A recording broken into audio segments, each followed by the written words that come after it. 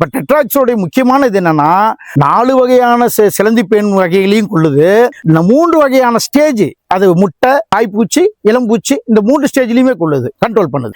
ஆக 3 நிலைகளையும் கட்டுப்படுத்துது, 4 வகையான சிலந்தி பெண்களையும் கட்டுப்படுத்துது. அதனால டெட்ராக்ஸ் விவசாயிகளுக்கு மிகவும் பயனுள்ளதா இருக்குது. சரிங்க, இது எந்த அளவுக்கு பயன்படுத்தலாம் அப்படின்னா, ஒரு ஏக்கருக்கு ஒரு 150 இருந்து 200 மில்லியே போதுமானது. லோ டோஸ் டெக்னாலஜின்னு சொல்லுவாங்க. முன்னெல்லாம் 1/2 லிட்டர் 1 லிட்டர் மருந்துகள் பயன்படுத்திட்டு இருந்தோம். இப்பெல்லாம் 150 இருந்து 200 மில்லி ஒரு ஏக்கருக்கு போதுமானது. அதாவது 1 லிட்டர் தண்ணிக்கு நம்ம 1.5 இருந்து 2 மில்லி பயன்படுத்தினா போதும். இலைப்பாகம், இலையோட அடிபாகம் நல்லா நனைகிற மாதிரி பயன்படுத்திங்கன்னா நல்ல கட்டுப்பாடு கிடைக்கும். எனவே விவசாயிகளே, நம்ம பகுதியில் இருக்கிற மரவள்ளி, பாக்கு, கருவேப்பிலை மற்றும் பல்வேறு காய்கறி பயிர்கள்ல தோன்றுகின்ற 4 வகையான சிலந்தி பேன்களையும் கட்டுப்படுத்த டெட்ராஹெக்ஸ் பயன்படுத்துங்கள்.